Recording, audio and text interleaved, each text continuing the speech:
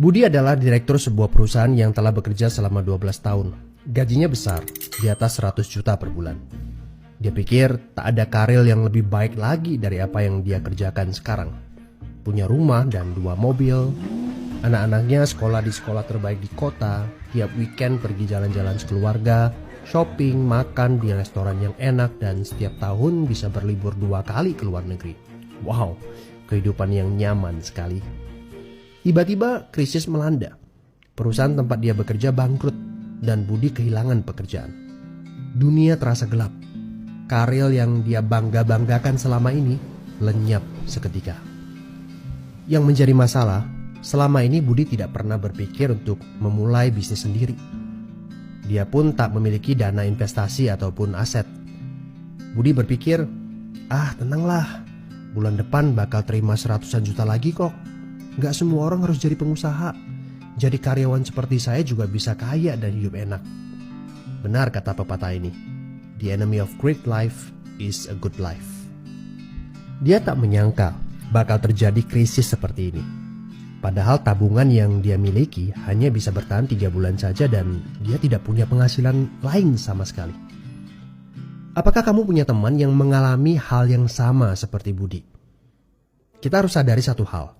Kita tidak bisa bekerja selamanya karena faktor usia ataupun kesehatan. Ada krisis atau tidak, kita pasti akan berhenti bekerja. Entah karena sudah tua dan dipensiunkan, atau karena sakit dan tak sanggup bekerja lagi. Jika tidak mempersiapkan backup income sejak dini, tamatlah riwayat kita. Budi bertemu dengan teman lamanya bernama Jason, pengusaha sukses yang saat krisis malah bisnisnya berkembang pesat. Jason memberi nasihat, bangunlah bisnis di saat kamu lagi gak butuh.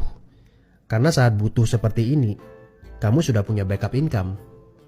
Sebenarnya ya Bud, waktu terbaik untuk memulai bisnis adalah beberapa tahun yang lalu. Tapi jangan khawatir, waktu terbaik kedua adalah saat ini.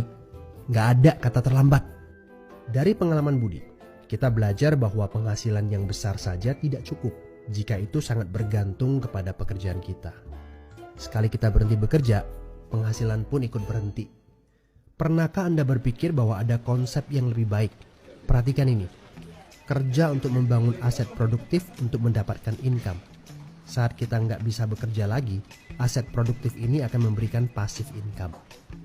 Jadi, jika kamu punya kesempatan untuk memulai bisnis saat ini, pastikan bisnis yang kamu bangun bisa menjadi aset produktif yang memberikan passive income.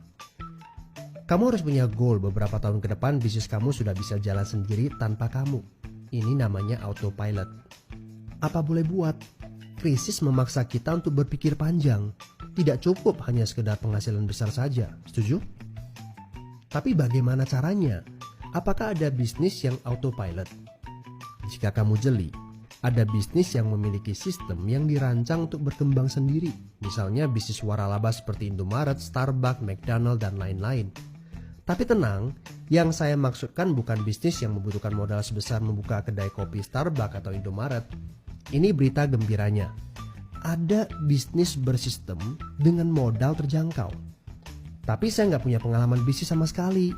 Saya seorang pegawai, saya ibu rumah tangga, saya mahasiswa. Apakah punya kesempatan untuk sukses berbisnis?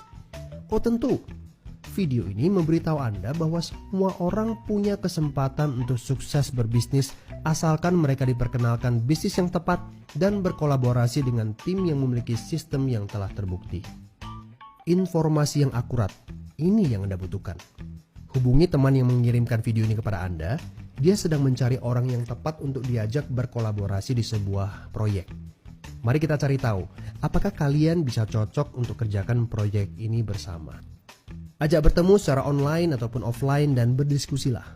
Siapa tahu pertemuan kecil ini adalah awal yang bagus untuk karir bisnis Anda. So, good luck ya guys.